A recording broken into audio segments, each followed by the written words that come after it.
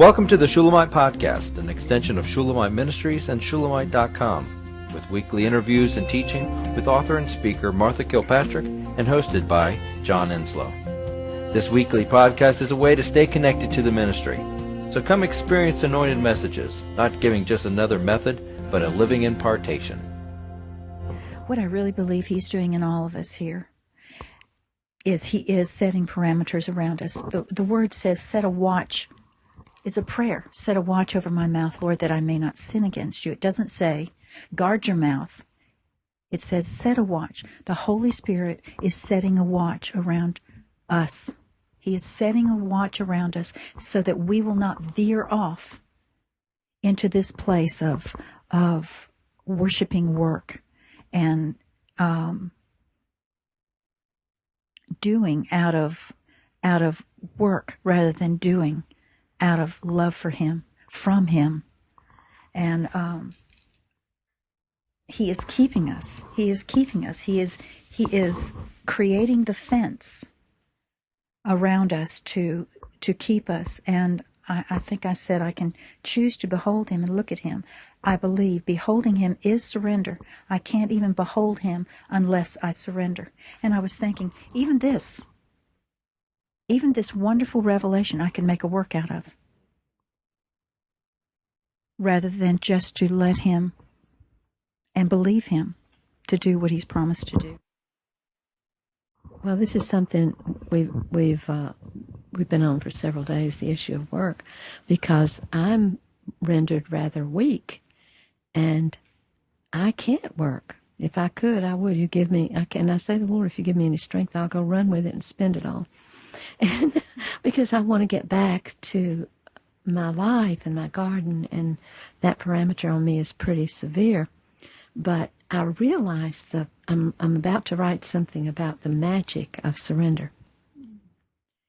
Because when I surrender to where I am, to those boundaries of my physical ability, when I surrender to him and just accept it, then the Spirit moves through me and has done some really mighty things lately that I haven't even told y'all about. And I can write, and it's coming from his love.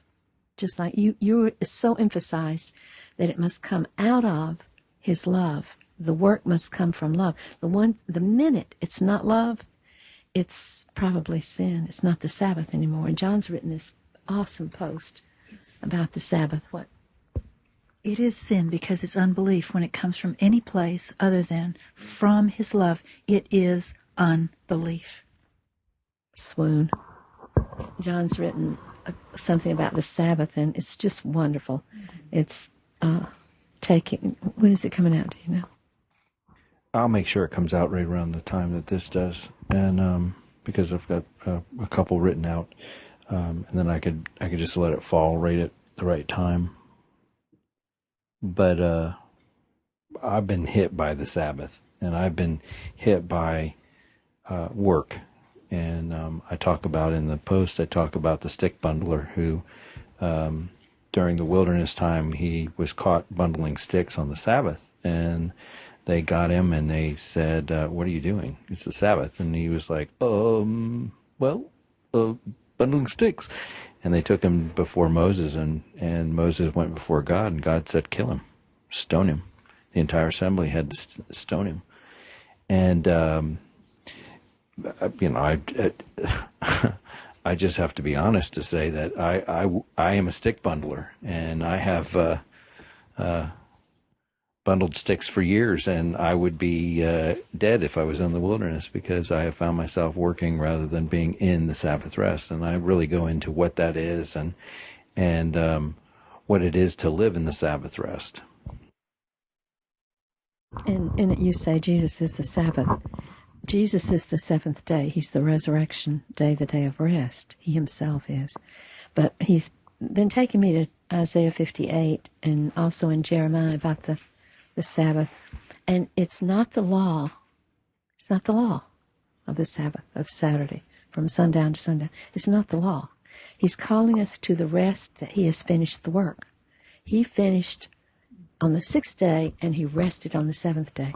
And Jesus finished the work, and we are given the rest. But this says if there's severe consequences to not living in the rest, meaning not letting Christ's life be the origin of your work. And once the Lord isn't working, you have to stop. I learned it very early on, and I've kind of gotten away from it. But I learned that when I was praying with someone or counseling with someone, the minute the Lord said that's enough, I stopped. And you wear yourself out if you go beyond what God gives you the grace to do. Well, that's what's said in Hebrews 4:1. It says, "Therefore, since a promise remains of entering his rest, let us fear lest any of you seem to come short of it." And that's, fear. You're not allowed to fear anything. But here he commands you to fear lest you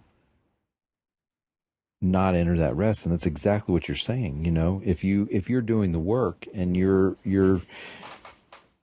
all of a sudden you realize, oh my gosh, I'm going in my own strength here. I'm no longer riding on the train of the Spirit, and God isn't carrying me. I'm literally laboring. At that point, you're supposed to fear lest you enter, because they're the very same thing that happens. You will be left in the wilderness. If you don't enter the rest, you will be left in the wilderness.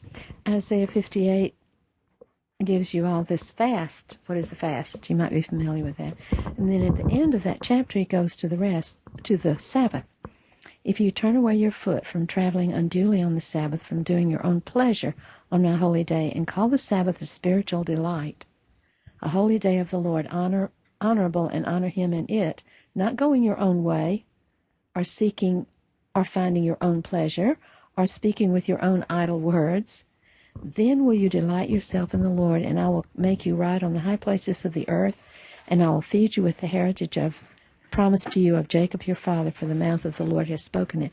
So see, he's teaching me that unless he does the work, I'm to not work.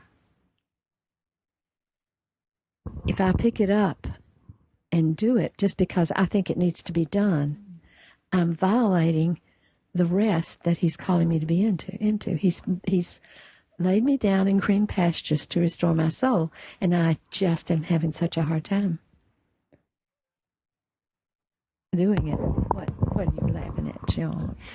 I just got a visual of he's trying to lay you down in green pastures, and you're out trying to mow the lawn. It's a very vivid picture. It's really, but I think you should cut that out when you edit the tape. But it's just a little bit too real. Thank you very much. I do want to quickly say that the only reason why I know you were mowing the lawn when he's laying down to rest is because I'm a lawnmower rider, and I ride that lawnmower over. And I've known this for many years about the Sabbath. He revealed it to me a long time ago.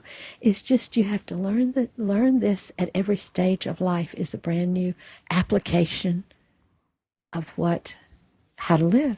And Carol's poignant, seeing that we have the love has to originate work, not work to get love.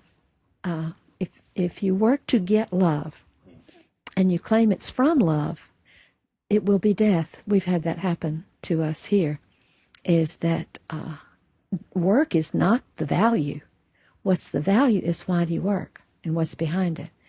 And if you work to get love, you leave death in the wake on everybody because you're trying to buy something. It's so heinous to God to try to earn love by work because it insults and denies and is unbelief, as you would say, Carol, in what Christ did out of love.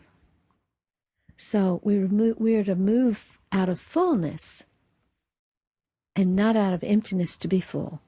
That's so wonderful, so vivid, that love is to be the motivation and the power of the work.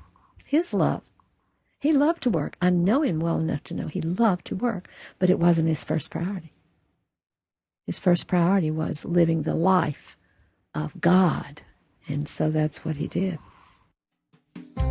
We hope you've enjoyed the Shulamite podcast. For all the latest from Shulamite Ministries, please visit us at shulamite.com, where you'll find Martha's daily devotions, posts from getalongwithgod.com, and the online library of all of Martha's writings. At shulamite.com, downloading the free Shulamite app is easy, and livingchristianbooks.com is only a click away. Thank you for joining us on this journey to discover a God worth knowing.